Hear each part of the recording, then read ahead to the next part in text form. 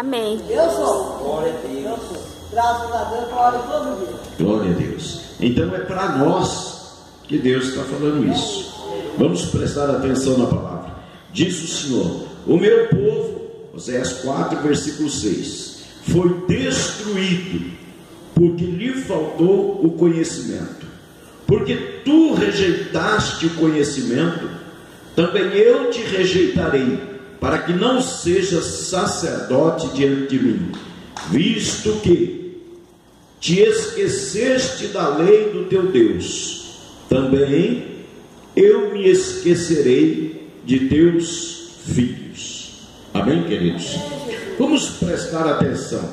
Deus aqui fala com o seu povo através do profeta Oséias, mais ou menos 715, 710 anos antes do nascimento de Jesus. Jesus ainda não havia nascido, e Deus aqui levanta Oséias para falar com o povo. A situação de Israel aqui ainda era uma situação boa, mas o povo estava se afastando de Deus por causa do desinteresse pelo conhecimento do Senhor. E como que eu e você podemos conhecer a Deus? Quando nós procuramos conhecer a palavra.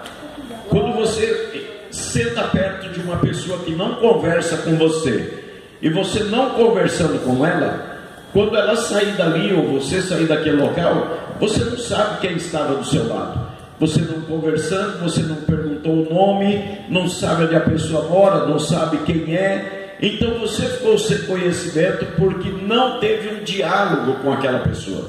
Então quando eu e você queremos saber quem é Deus, primeira coisa que nós precisamos entender é que não há meio de conhecer a Deus sem conhecer a palavra.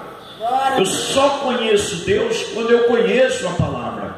A palavra de Deus é a revelação da vontade de Deus para a minha vida. Muita gente gosta daquela revelação assim, quando alguém diz: oh irmão, Deus está mandando te dizer, é isso que te digo, amém. Isso é verdade, existe. Deus usa esse dom do Espírito para falar com as pessoas, mas normalmente as pessoas querem o dom da revelação quando um homem, uma mulher, uma pessoa vai falar em revelação, mas não querem buscar a perfeita revelação de Deus, que é a palavra. Aqui está o plano de Deus, aqui está a vontade de Deus, e Deus agora está dizendo para Israel: meu povo é destruído porque lhe faltou conhecimento. Olha bem, a maioria do sofrimento da nossa vida é porque nós não buscamos conhecimento. A maioria do sofrimento do ser humano é porque ele não procura conhecer o plano e as promessas de Deus para a vida dele. Esses dias eu estava conversando com uma pessoa e ele mostrando para mim um vídeo das festas deles lá, e o pessoal fazendo aquela festança e bebendo muito, e eu disse: olha, tudo isso aí é muito bom, alegra as pessoas, mas não agrada a Deus, porque o próprio Deus disse assim: não gasteis o vosso dinheiro naquilo que não é pão. Ou seja, está comendo, está se divertindo e comendo, glória a Deus por isso. Agora está se alcoolizando, a Bíblia condena isso. Aí eu falei: no fim desse dia aí, como é que foi? No fim desse dia estava todo mundo bagaçado, todo mundo molhado. Então, qual foi o proveito disso? É uma dor de cabeça no outro dia, e aquela ressaca terrível, e algum dinheiro que poderia até fazer falta, ou fez falta para algum lá na frente, que foi gasto de forma mal gasta. E aqui o Senhor está dizendo, porque lá em Isaías capítulo 55, versículo 6, o Senhor diz: não gasteis o vosso dinheiro naquilo que não é pão. E Salomão diz: não vos embriagueis. Não, Paulo escreve aos Efésios no capítulo 5: não vos embriagueis com vinho em que há contenda, mas enchei-vos do Espírito Santo. Normalmente as pessoas querem festa, prazer e alegria, mas não querem se encher do Espírito Santo. Eclesiastes capítulo 7, versículo 4, diz o Senhor nesse texto, que é melhor estar na casa do velório do que estar na casa da festa, porque na casa do velório cada um vê qual é o final do homem e repensa a sua vida. Então lá o Senhor diz, com tristeza no rosto o coração se faz melhor. Quem está numa festa está preocupado se ele vai morrer amanhã ou depois, se ele vai para o céu, vai para o inferno, ele não quer nem saber. Ele quer, como diz o pessoal, curtir a vida e tomar todas e se alegrar naquele dia. E o dia de amanhã? O futuro a Deus pertence. Por isso que Jesus disse para nós que o dia do Senhor virá como um ladrão, a hora que ninguém espera. Ou seja, quantos saíram de casa, foram para uma festa e não voltaram mais para casa? Da festa foram para o cemitério, e para a eternidade eu não posso julgar ninguém. Agora, quantos perderam a sua vida por causa de uma festa? E o Senhor diz, é melhor estar na casa onde há um velório, porque ali cada um vê o fim do ser humano. Ou seja, todos nós não somos nada. Enquanto o sopro de vida estiver em nós, nós estamos caminhando pela terra. Mas quando Deus retira, o corpo volta para o pó e o espírito entra para a eternidade, para comparecer diante de Deus e prestar conta da sua vida. Diante de Deus eu não vou dar conta da vida de vocês, eu vou dar conta da minha vida. Aliás, eu vou dar conta da igreja que o Senhor colocou na minha mão, se eu não instruir ela no caminho de Deus. E o meu cuidado é sempre esse, instruir a igreja, porque a igreja alcance a salvação, alcance a misericórdia de Deus e alcance o perdão. Queridos, o meu povo é destruído porque lhe falta conhecimento.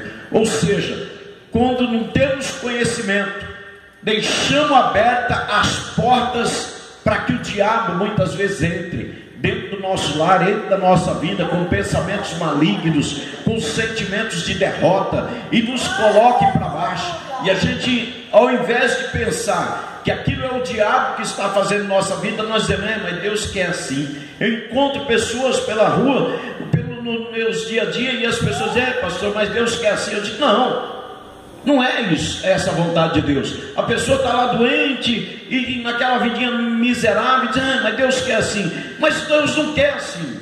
A Bíblia diz que Jesus tomou na cruz do Calvário as nossas dores, as nossas doenças, as nossas enfermidades. A Bíblia não diz que Ele morreu para que eu vivesse doente. A Bíblia diz que Ele morreu para que eu fosse curado.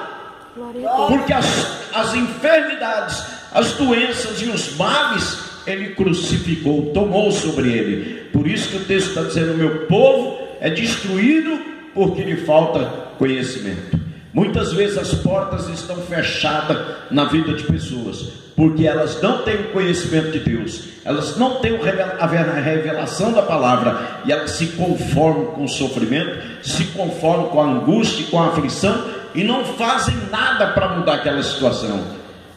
O texto de Salmo capítulo 34, no versículo 4 e versículo 6, o Senhor exclamou este pobre homem na sua angústia, e Ele o livrou de todas as suas ansiedades, das suas aflições, das suas angústias, do seu sofrimento.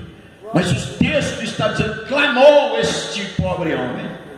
Muitas vezes as pessoas estão no sofrimento, estão na angústia, estão na ansiedade, estão na aflição, estão sendo perseguidos pelo inimigo, estão vivendo um momento de dificuldade, mas elas não clamam, elas reclamam, e muitas vezes não reclamam da boca para fora, mas reclamam na consciência. Ah, meu Deus, por que isso é assim? Ah, meu Deus, ficam pensando, meu Deus, por que eu estou passando por isso? E eu acredito que Deus está olhando e está dizendo, você está passando por isso porque você não clama, porque você se conforma, porque você aceita, porque você não se levanta e repreende as obras do diabo, porque você aceita o sofrimento, mas não aceita a minha palavra. Por isso que o Senhor está dizendo, o meu povo é destruído. E o diabo, Jesus disse, veio matar, roubar e destruir. Toda a sorte de desgraça em cima dessa terra, o diabo está por trás disso. A Bíblia diz que Ele é o doutor do mal, é Ele que provoca o mal em cima dessa terra, mas Ele é um espírito sem corpo. O diabo não tem corpo, ele precisa de uma pessoa para fazer o mal. Ele usa uma pessoa para tirar a vida do outro. Ele usa uma pessoa para causar uma confusão dentro da família e desunir a família e ficar todos desunidos. É o diabo. Agora, a pessoa tem conhecimento de Deus, ela não provoca isso, ela não deixa isso acontecer. E quem tem o conhecimento de Deus perdoa. Quem tem o conhecimento de Deus ama. Quem tem o conhecimento de Deus vive de forma diferente, porque vive igual filho de Deus. Glória a Deus, aleluia.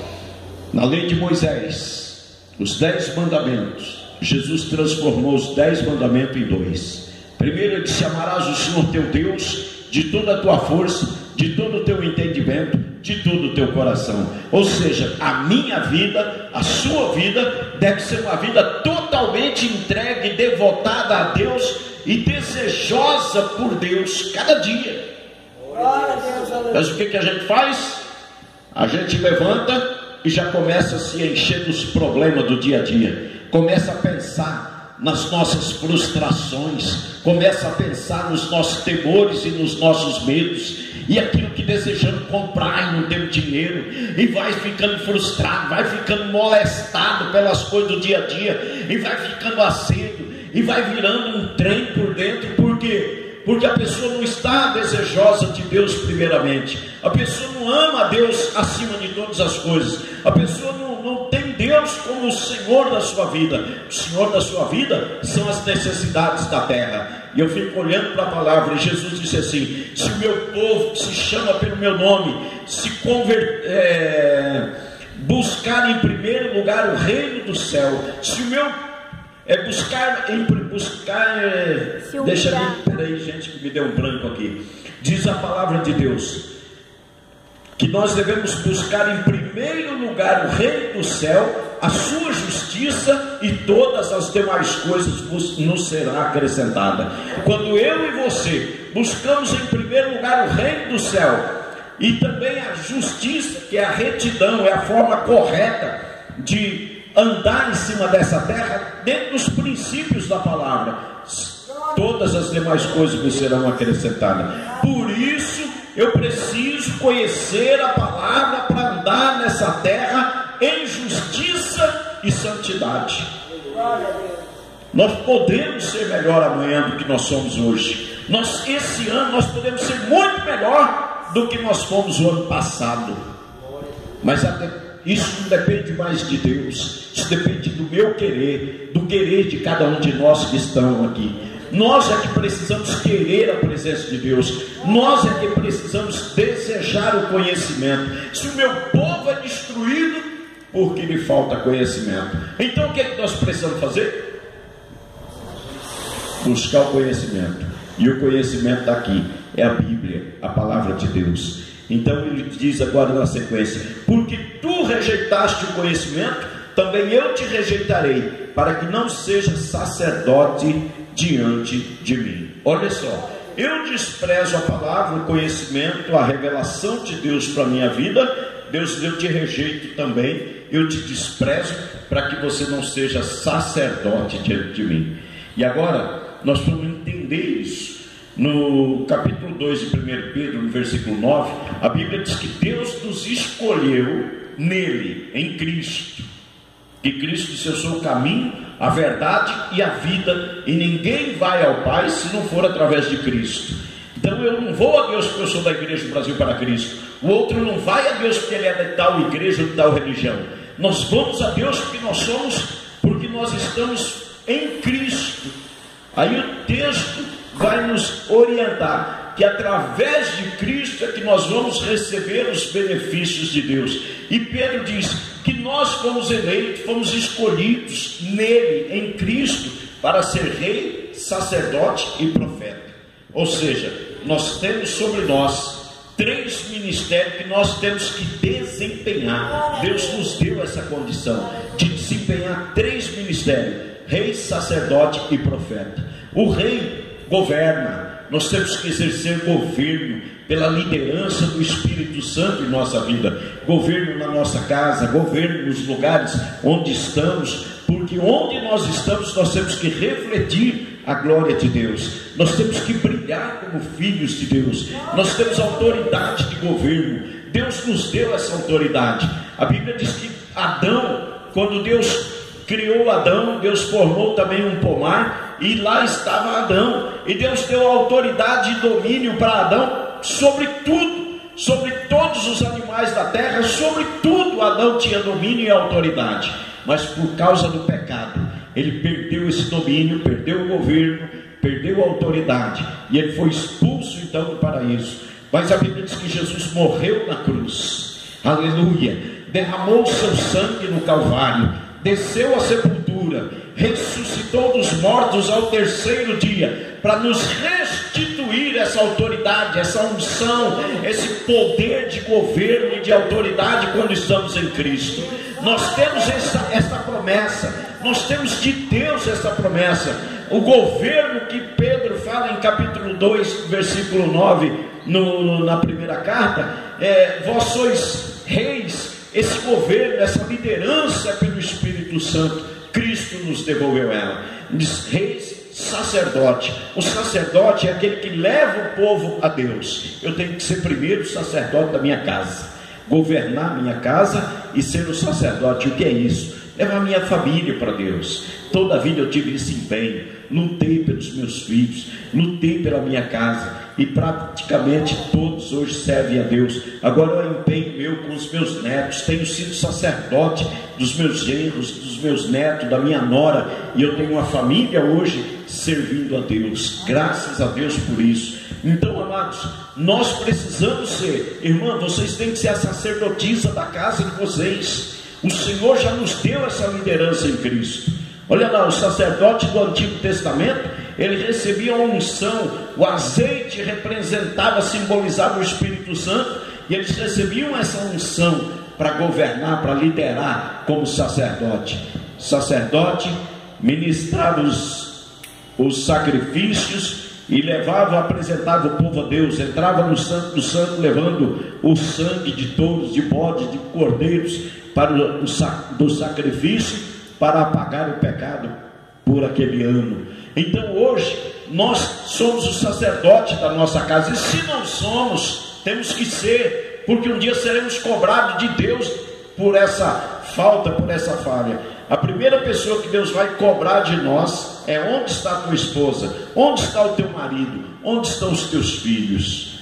Nós temos de Deus autoridades, nele nós fomos escolhidos, eleitos para ser rei, sacerdote e profeta. E o profeta? O profeta é aquele que fala de Deus para o povo. Quando nós olhamos para a Bíblia, os profetas, os apóstolos, eles nos falaram a palavra de Deus. O profeta, ele fala a palavra de Deus, mas não basta falar. Está cheio de profeta por aí falando, mas não vivendo. O profeta, ele tem que ter testemunho de vida, ele tem que ter uma aliança com a palavra, ele tem que viver a palavra. Vocês pouco me conhecem ainda, mas eu estou há 19 anos em Pirapozinho, 19 anos num lugar só, numa cidade só, numa igreja só, e as pessoas conhecem o meu testemunho de vida, conhecem a minha vida. Se você pergunta dentro de Pirapozinho, as pessoas me conhecem naquela cidade.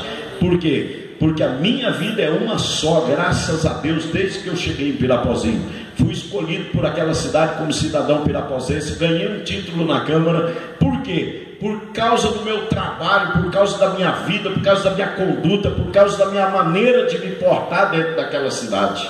Então, amados, nós precisamos ser esse tipo de pessoa que Deus diz que nós somos: rei, sacerdote e profeta. Eu falo de Deus para as pessoas, mas eu apresento Deus também com a minha vida para as pessoas. Eles olham para mim e veem que eu sou um modelo para a vida deles, porque eu tenho tido cuidado de andar de forma que o meu nome não manche o evangelho, nem a igreja onde eu congrego. Então, queridos, hoje eu quero dizer para vocês, Deus aqui estava chamando a atenção do povo, e Deus está falando conosco nessa noite. O meu povo é destruído porque lhe faltou o conhecimento. Será que nós temos tido cuidado de buscar conhecimento? de trabalhar em cima da Bíblia. Eu vejo a Bíblia como um garimpo, irmãos. O garimpeiro vai numa mina de ouro e ele desce lá embaixo, vai cavucando, dinamitando, afundando aquele negócio para buscar o ouro, porque está ali tem ouro, e ele vai cavucando. A Bíblia, as Escrituras Sagradas é um garimpo, onde eu e você devemos garimpar o conhecimento, buscar entender isso, lutar por conhecer isso. Quando você lê um texto e não entende, leia ele 20 vezes, leia ele 30 vezes, vai lendo e vai orando. Senhor, me dá a revelação, eu não entendi, eu li, mas não estou compreendendo, me revela, em nome de Jesus. Senhor, me dá um entendimento desse texto, me dá sabedoria para compreender. Nós precisamos garimpar dentro da palavra de Deus o conhecimento e a sabedoria. Por quê? Porque aí então nós não vamos ser destruídos, não vamos cair nos laços do diabo, não vamos cair nas amarras desse mundo, não vamos precisar usar de mentira para resolver um problema ou para consertar uma situação. Que a Bíblia diz que o diabo é um mentiroso, nunca se firmou na verdade. Crente que mente empresta a língua para o diabo. Então nós precisamos entender que nós não podemos proceder igual aos outros. Se os outros fazem a coisa errada e nós vemos que eles fazem a coisa errada, nós precisamos de conhecimento para não errar naquilo que eles erram e também não errar em outra situação. Nós é que precisamos entender isso.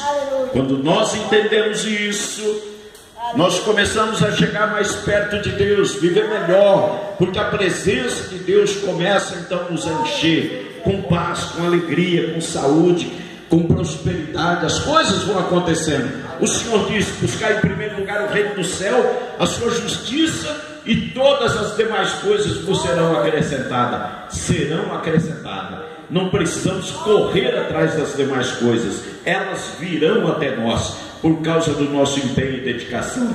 E o texto termina dizendo: também eu vos rejeitarei, para que não seja sacerdote diante de mim. Ou seja, não vamos, as nossas intercessões não chegarão diante de Deus, não levaremos ninguém a Deus. E Jesus, no capítulo 15 de João, ele diz que nós temos que dar fruto, assim como a vara que está na videira e não dá fruto, o Senhor corta, tira para limpar a videira. Ele disse assim também: aquela que dá fruto, meu Pai limpa para que dê mais fruto. Fruto é isso. Um sacerdote sem fruto é um homem estéril. Uma mulher, uma sacerdotisa sem fruto é estéril, é infrutífera. Essa videira, o Senhor está dizendo que vai cortar naquele dia. E nós precisamos entender isso. A falta de conhecimento pode também nos levar à perdição eterna. A gente pode sentar no banco da igreja, pode trazer oferta para a igreja, trazer dízimo para a igreja, pode não entrar no céu, porque não conhecemos verdadeiramente o caminho. Jesus disse: eu sou o caminho, a verdade e a vida, ninguém vem ao Pai se não for por mim. Então precisamos conhecer Cristo, é esse caminho, e Cristo está para nós revelados aqui na palavra. O texto nos diz, na palavra de Deus, que Cristo é o caminho, a verdade, porque nele não há engano. As religiões têm engano, as pessoas são enganadas dentro da religião, mas na palavra de Deus não. Às vezes eu encontro pessoas que dizem: pastor, mas como que pode? Lá fazem assim, lá fazem daquele jeito. Eu falo: pode tudo, quando não se vive a palavra. E as pessoas estão lá, pastor, porque eles não leem a palavra. Porque quando eles leem a palavra, eles rejeitam aquilo que é engano dentro de qualquer religião.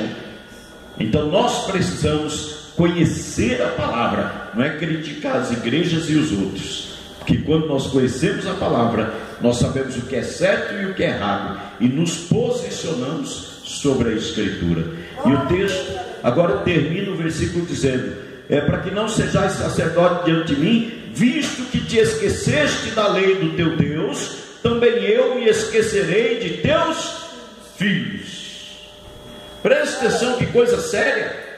Se eu deixo de lado a lei do nosso Deus, a palavra do nosso Deus, a promessa de Deus é: me esquecerei dos teus filhos. Sabe o que é isso? Os filhos podem estar perdidos eternamente, longe de Deus. E eu não estou falando só de perdido aqui nessa vida, perdido no vício, na droga, na cachaça, caído na sarjeta, lascado por aí. Muito, a maioria de todos esses é porque não tiveram o conhecimento de Deus e nem a revelação da palavra. Os pais se esqueceram de Deus e os filhos caminham também no caminho da perdição, longe de Deus. E aqui o texto diz: vocês se esqueceram da minha lei, eu me esquecerei dos vossos filhos. Por que o Brasil tem uma sociedade violenta? Por que nós vemos tanta violência no Brasil? Porque as famílias não buscaram a Deus, os pais não buscaram a Deus. Eles se rotularam dizendo: eu tenho a minha religião, mas nem sequer servem na religião deles. Eles não vivem a religião deles, eles não estão seguindo a religião deles, porque lá também são ensinados. Eles apenas têm um rótulo: eu tenho a minha religião. Mas se vivessem verdadeiramente firmado no Deus das religiões, jamais os filhos estariam perdidos como estão. Então hoje nós temos uma grande promessa de Deus: se nós formos sacerdotes, buscarmos o conhecimento, nos aplicarmos em conhecer a Deus, também Deus se lembrará dos nossos filhos. Quando eu entendi isso há 30 anos, quando eu me converti, eu disse: eu nunca vou me afastar de Deus, eu vou me aprofundar na palavra. E os meus filhos têm então a garantia de Deus, têm a promessa de Deus, que eles não estarão perdidos eternamente, que Deus se lembrará dos meus filhos por causa daquilo que eu fiz a Deus. Então hoje, queridos, eu quero incentivar vocês, irmãs, leiam a Bíblia todo dia, leiam a Bíblia todo dia, não deixe a lei do Senhor de lado, leia a Bíblia todo dia tem um momento de oração, busque a Deus, clame a Deus. No Salmo 34 o Senhor diz para nós, clamou este pobre homem, clamou este homem aflito, e o Senhor o atendeu. Deixa eu ler aqui no Salmo 34 para que vocês possam. Diz o texto para nós: busquei ao Senhor e Ele me respondeu, livrou-me de todos os meus temores. Versículo 4 do Salmo 34. Quais são os teus temores? Às vezes a pessoa vive com medo disso, medo daquilo, medo de não sei quanto, medo de passar fome, medo de perder o emprego, medo de tanta coisa, mas não busca Deus. E o Senhor e o salmista está dizendo para nós: busquei ao Senhor e Ele me livrou de todos os meus temores. Ou seja, quem teme não usa fé, quem usa a fé não teme. É diferente uma coisa da outra. E também no versículo de número 6 exclamou este pobre homem, o Senhor o ouviu e o salvou de todas as suas angústias. As pessoas andam muito angustiadas, têm vivido as suas angústias, mas não têm clamado a Deus. Você convida para uma reunião de oração na igreja, quantos vêm? As pessoas não têm mais vontade de orar, elas não têm vontade de clamar, elas contam seus problemas para os outros pelo WhatsApp, contam pelo Facebook, se lamentam aqui, se lamentam ali, mas não clamam pela misericórdia, pela bondade, pelo socorro e pelo favor de Deus. E o homem que está falando isso é Davi, o grande rei de Israel, que governou Israel por 40 anos. O país teve sucesso, o povo prosperou no governo de Davi, o país venceu todas as guerras que se levantaram contra Israel naquele tempo. Mas ele exclamou este pobre homem, o Senhor o ouviu e o salvou de todas as suas angústias. Quando estiver angustiado, clame a Deus. Lembre-se que nós temos um Deus que ouve. Está com medo do quê? Está pensando que não vai dar certo o quê? Se o texto diz: busquei o Senhor e Ele me livrou de todos os meus temores. Fecha a boca, não reclama, não fica contando seus problemas para um, para outro, pelo WhatsApp, pelo Facebook, ou de qual forma que seja. Conta para Jesus. Tinha um corinho que a gente cantava antigamente: conta para Jesus aonde é a tua dor, Ele é o remédio, confia no Senhor. É nele que nós podemos nos apoiar, é nele que nós devemos estar clamando, suplicando, buscando a nossa ajuda. Às vezes a gente busca ajuda nos amigos, busca ajuda nas autoridades, do prefeito, do vereador, mas não busca ajuda naquele que é Deus. Glória a Deus, aleluia. Graças a Deus, irmãos, há 30 anos eu descobri isso. E eu nunca mais me afastei de Jesus. Nunca me frustrou, nunca me abandonou, nunca me deixou de lado. Às vezes, se nós não prestarmos atenção, nós somos tão corruptos quanto os outros, que nós vamos lá na autoridade, no vereador ou no prefeito, choramingando algum problema nosso, e o camarada faz por nós aquilo que ele não deveria fazer, porque ele acaba tirando aquilo que ele não deveria tirar, que é do poder público, para dar para alguém que está choramingando as pitangas, porque ele sabe que esse alguém vai dar um voto para ele. Então a gente acaba até ajudando aquele agente público a se corromper, e ele se corrompe para comprar a gente. Eu me lembro que há tempos atrás a gente dizia assim, se via muito falar isso: o camarada vendeu o voto dele lá por uma dentadura, o outro vendeu o voto pelo saco de cimento, o outro vendeu o voto por 1 metro de areia, o outro vendeu o voto por 1 metro de tijolo,